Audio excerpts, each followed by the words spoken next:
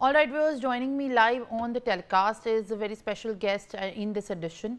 Lieutenant Colonel Glenn Grant, who is a former advisor of the Ukrainian Ministry of Defense, is joining me live on the telecast right now to speak about how does Ukraine view the trilateral meeting, what are the key expectations, and what could be the possible aftermath if the talks and the agreement in the works fail. Mr. Grant, thank you very much for joining us live. Thank you. Appreciate you joining me live on the broadcast, and very warm welcome to you.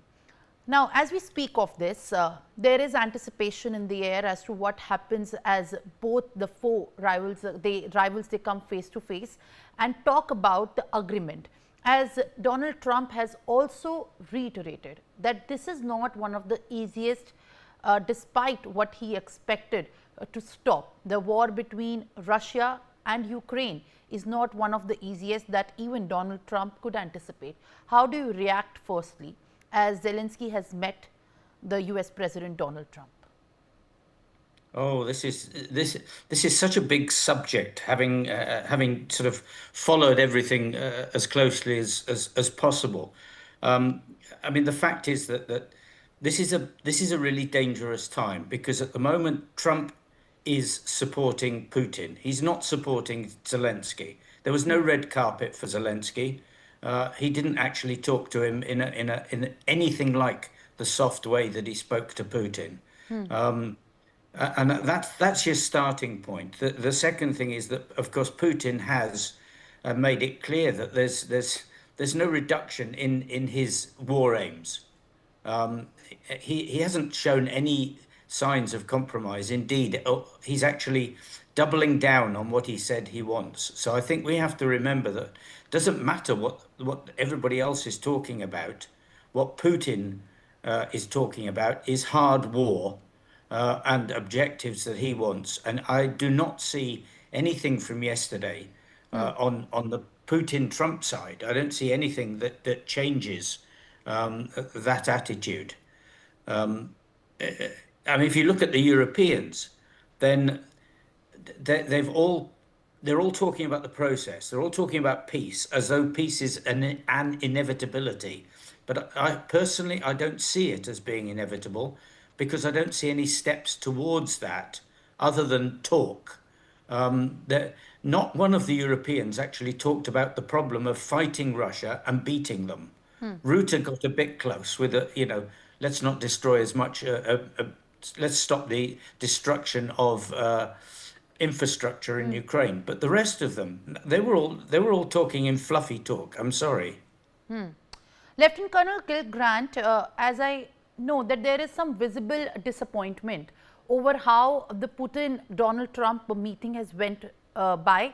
But at the same time, after the Zelensky-Trump meeting concluded, there was also a very, in fact, obvious hope and confidence that going forward there is an anticipation of things coming to a better conclusion. And that is what we are speaking about in this regard, the agreement, the formal agreement which even the Ukrainian President Zelensky has been talking to Donald Trump in detail. There is also a picture that White House has posted with Donald Trump talking to Putin while a call after the meeting with Zelensky. So that signals that Donald Trump is making the best possible effort to make this into a reality as far as his expectation of also in fact getting the Nobel Peace Prize is also concerned. So do you think there is a relation between all of these events? Do you think that also matters for the US to also in fact sort of include and get affected by? This is there's no evidence. I mean, hope and talking nicely after meetings is not evidence that anything is going to happen.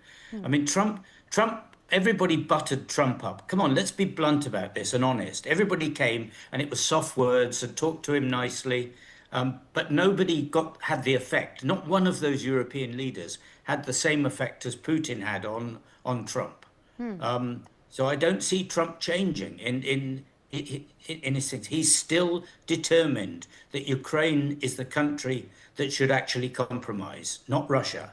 And that didn't change during those meetings. I'm sorry. Um, but yes, people are hopeful. But everybody's got to be hopeful that they might actually move towards peace.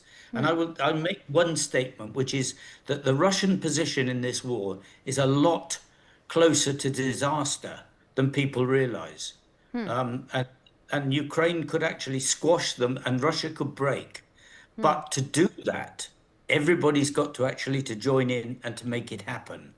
Because what Putin is after is delay, because it's delay that allows him to keep moving forward and to keep replenishing his stocks and to keep the war going. And Putin has played Trump in this regard. Trump was going to do sanctions beforehand, hard sanctions, severe sanctions. And then what happened afterwards? Oh, there will be no sanctions because Putin is Absolutely. looking towards peace. So, are you of that opinion, Lieutenant Colonel Gilgrant, that whatever intermediation that the United States or the effort to be a peacemaker here in the war is of not any interest to Ukraine? No, it's of interest to Ukraine. It's not of interest to Russia.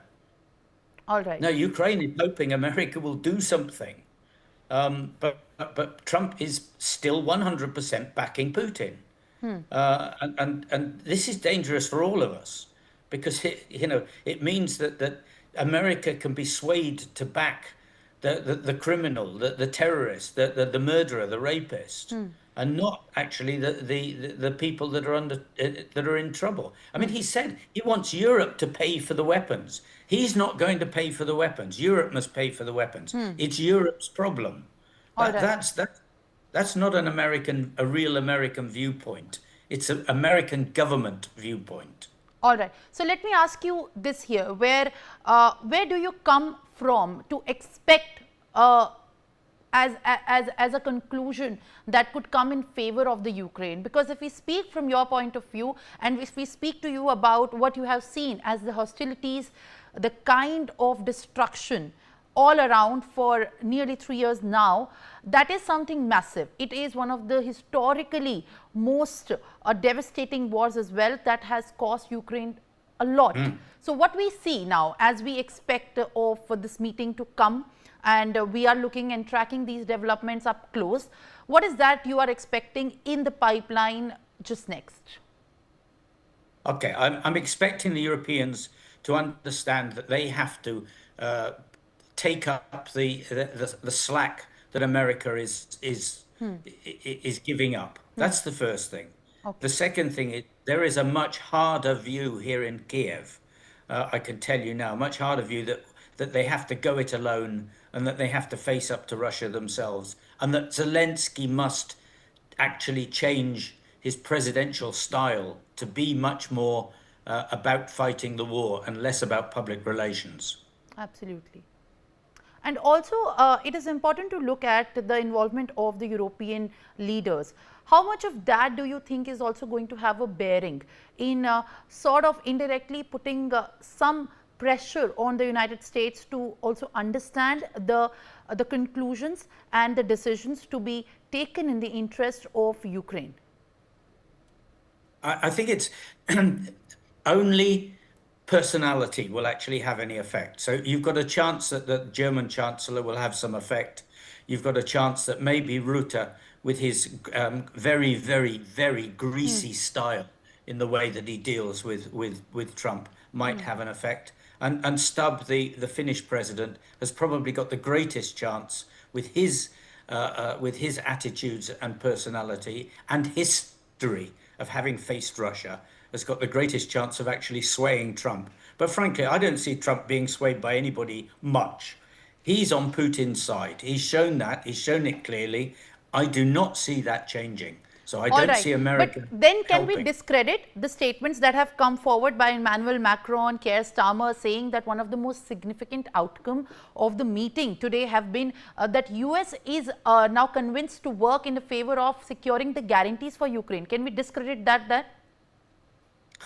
I think it's nice. I mean, they'll work towards it, but come on, what does work towards it mean? If NATO is off the table, what other security guarantees are there? We've already had Budapest Memorandum, and America has done nothing with it.